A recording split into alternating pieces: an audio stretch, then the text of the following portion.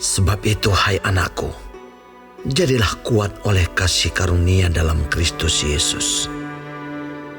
Apa yang telah engkau dengar daripadaku di depan banyak saksi, percayakanlah itu kepada orang-orang yang dapat dipercayai, yang juga cakap mengajar orang lain. Ikutlah menderita sebagai seorang prajurit yang baik dari Kristus Yesus.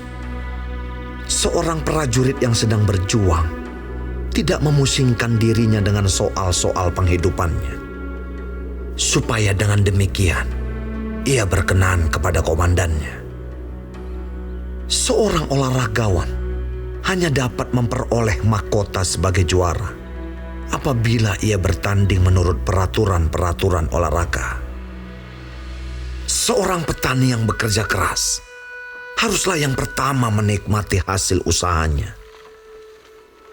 Perhatikanlah apa yang kukatakan. Tuhan akan memberi kepadamu pengertian dalam segala sesuatu. Ingatlah ini, Yesus Kristus yang telah bangkit dari antara orang mati, yang telah dilahirkan sebagai keturunan Daud, itulah yang kuberitakan dalam Injilku. Karena pemberitaan Injil inilah aku menderita, malah dibelenggu seperti seorang penjahat. Tetapi firman Allah tidak terbelenggu. Karena itu, aku sabar menanggung semuanya itu bagi orang-orang pilihan Allah, supaya mereka juga mendapat keselamatan dalam Kristus Yesus dengan kemuliaan yang kekal. Benarlah perkataan ini. Jika kita mati dengan Dia, kita pun akan hidup dengan Dia. Jika kita bertekun, kita pun akan ikut memerintah dengan Dia. Jika kita menyangkal Dia, Dia pun akan menyangkal kita. Jika kita tidak setia, Dia tetap setia, karena Dia tidak dapat menyangkal dirinya. Ingatkanlah dan pesankanlah semuanya itu dengan sungguh-sungguh kepada mereka di hadapan Allah, agar jangan mereka bersilat kata, karena hal itu sama sekali tidak berguna, malah mengacaukan orang yang mendengarnya.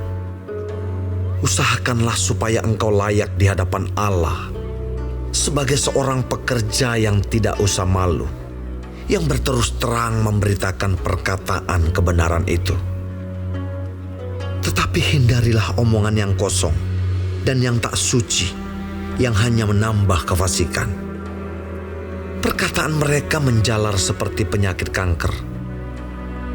Di antara mereka termasuk Himeneus dan Filetus, yang telah menyimpang dari kebenaran dengan mengajarkan bahwa kebangkitan kita telah berlangsung, dan dengan demikian merusak iman sebagian orang. Tetapi dasar yang diletakkan Allah itu teguh, dan meterainya ialah Tuhan mengenal siapa kepunyaannya, dan setiap orang yang menyebut nama Tuhan hendaklah meninggalkan kejahatan. Dalam rumah yang besar bukan hanya terdapat perabot dari emas dan perak, melainkan juga dari kayu dan tanah.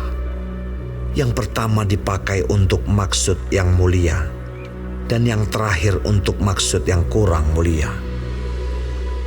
Jika seorang menyucikan dirinya dari hal-hal yang jahat, ia akan menjadi perabot rumah untuk maksud yang mulia. Ia dikuduskan, dipandang layak untuk dipakai tuannya, dan disediakan untuk setiap pekerjaan yang mulia. Sebab itu, jauhilah nafsu orang muda, kejarlah keadilan, kesetiaan, kasih, dan damai bersama-sama dengan mereka yang berseru kepada Tuhan dengan hati yang murni. Hindarilah soal-soal yang dicari-cari, yang bodoh dan tidak layak. Engkau tahu bahwa soal-soal itu menimbulkan pertengkaran. Sedangkan seorang hamba Tuhan tidak boleh bertengkar, tetapi harus ramah terhadap semua orang. Ia harus cakap mengajar, sabar, dan dengan lemah lembut dapat menuntun orang yang suka melawan. Sebab mungkin Tuhan memberikan kesempatan kepada mereka untuk bertobat. dan memimpin mereka sehingga mereka mengenal kebenaran. Dan dengan demikian, mereka menjadi sadar kembali karena terlepas dari jerat iblis yang telah mengikat mereka pada kehendaknya.